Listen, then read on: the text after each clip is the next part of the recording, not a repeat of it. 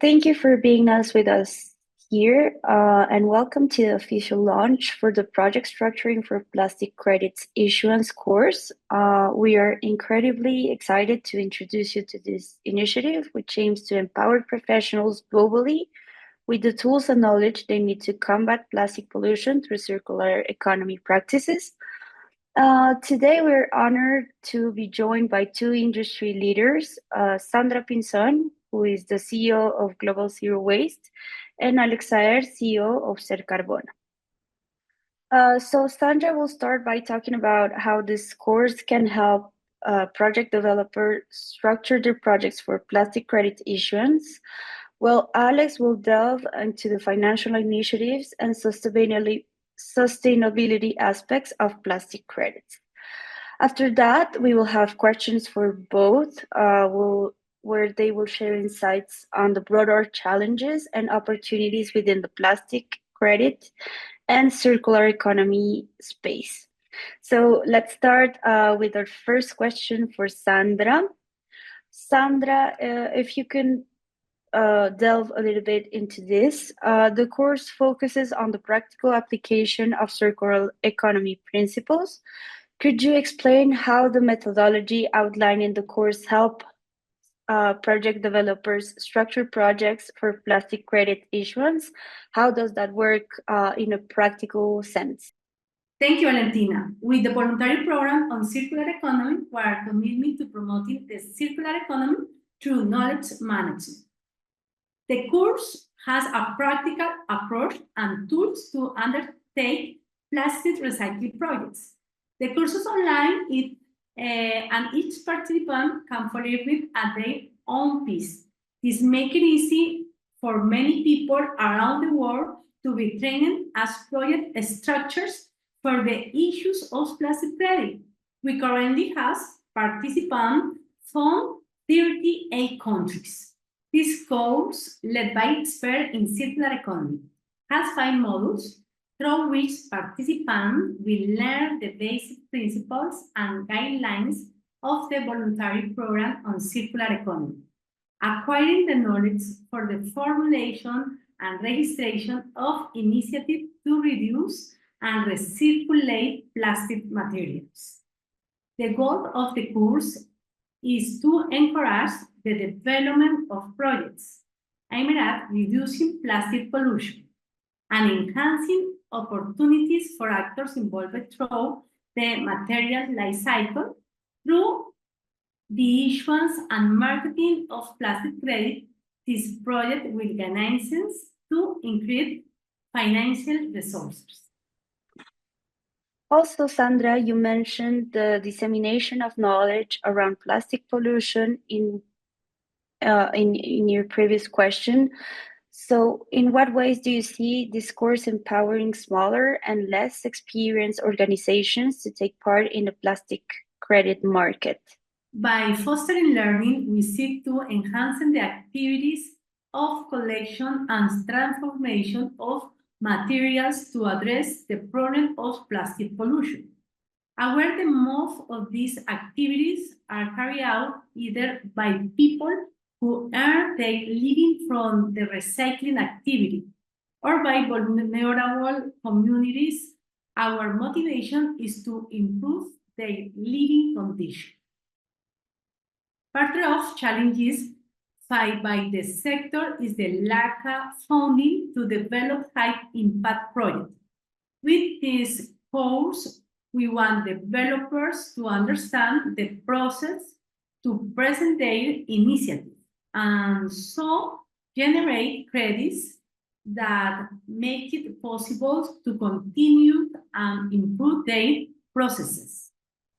Now let's go into Alex's questions. So Alex, you've highlighted the combination of sustainability and economic viability as key to tackling plastic pollution. Can you explain how plastic credits can act as a financial initiative for organizations to adopt circular economy practices? How does it become a vehicle to adopt more initiatives?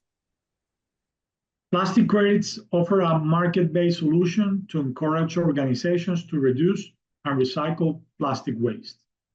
By quantifying the environmental benefits of these efforts, plastic credits provide a new revenue stream for companies, especially in areas where traditional recycling efforts may be cost prohibitive. This financial incentive helps bridge the gap between sustainability and profitability, allowing organizations to expand their recycling initiative and invest in better technologies. Furthermore, it connects local recycling projects with global markets, making it easier for companies to attract investment by demonstrating tangible environmental outcomes. Thank you. Now I would like to understand, and also for people to know, how does the voluntary program on circular economy ensure that projects certified under its protocol meet both environmental and social responsibility standards? The voluntary program on circular economy ensures compliance with high environmental and social standards through a comprehensive certification process. We assess each project based on its impact on plastic waste reduction and its commitment to improving social outcomes, particularly for vulnerable communities involved in recycling activities. Independent validation and verification and ongoing monitoring are essential to the process, guaranteeing that certified projects adhere to strict criteria for environmental integrity and social equity. This transparency and rigor ensure that the plastic credits issued under the program truly reflect responsible and impactful practices. So thank you to both. I think now we have a much clearer idea of how this course will help project developers to get into this plastic solutions initiatives. Now I would love to have you both answer broader questions on this circular economy program and a little bit of the panorama we have on international scale.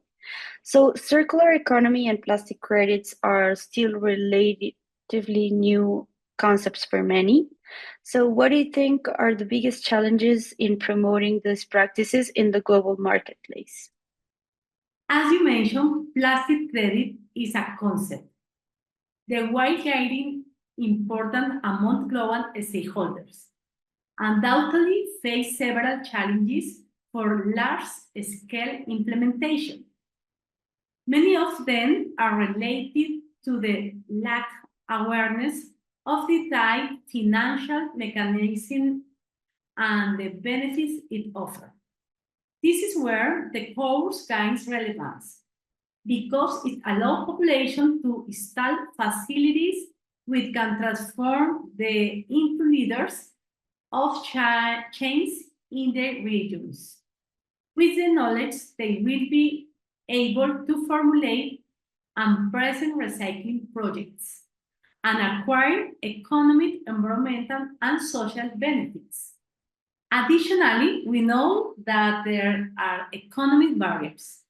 For the reason, the voluntary program on circular economy becomes a financial instrument that enables the continuity of recycling initiatives through plastic credits. This program ensures transparency and provides confidence among markets that are not yet developed or regulated. Overcoming all these challenges requires collaboration among all stakeholders. That's why in the course we have forum for participants to list their questions, communicate their experiences with each other, and schedule meetings with our technical teams. Thanks, Sandra. I think I can add to your answer that one of the major challenges in promoting plastic credits and circular economy practices globally is building trust and credibility in this relatively new financial mechanism. For many companies and investors, the concept of plastic credits is still unfamiliar, and there is a skepticism about their real-world impact. To overcome this, it's essential to have transparent, rigorous certification processes that prove the environmental benefits are both measurable and long-lasting. Another challenge is the lack of a standardized framework across different regions and industry. Without a universal system, it's difficult for plastic credits to be widely recognized and valued in global markets. Harmonizing methodologies and ensuring that projects meet high environmental standards regardless of location will be crucial in overcoming this barrier. Furthermore, education plays a key role in this process, not just for project developers, but for investors, companies, and consumers who need to understand the potential of this credit to drive meaningful change. Finally, I want to point out that promoting collaboration between various stakeholders is vital. The success of plastic credit relies on partnerships between governments, corporations, nonprofits, and communities to align their efforts. That's why we emphasize creating spaces for dialogue in the course, such as forums and meetings with technical teams to encourage participants to share experiences and foster cooperation. So, from what you already explained, the course aims to train a wide range of professionals. How do you think would benefit, or who do you think would benefit more from taking this course? And how can this course be of a tangible impact on the projects, maybe that are ongoing or projects that will start on the future? The course will benefit all stakeholders in the plastic value chain worldwide. It increases and enhances material reduction and recirculation and contributes to the achievement of the Sustainable Development Goals by attracting financial resources to improve the operational capabilities of material transformation processes. Last but not least, the material footprint of plastic has an impact on the health of people on the planet. According to United Nations, 400 million metric tons of plastic are produced annually in the world.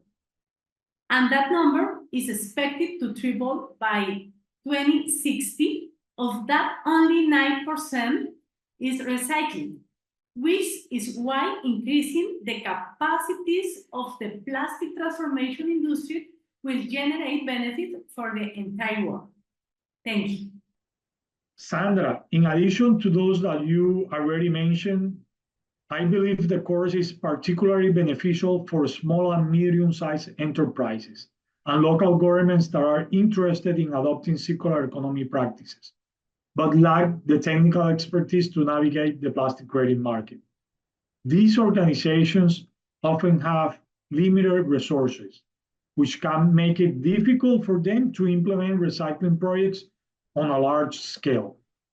By providing them with the knowledge and tools to structure projects and participate in the plastic credit markets, the course can help them access new stream of funding and significantly scale their efforts.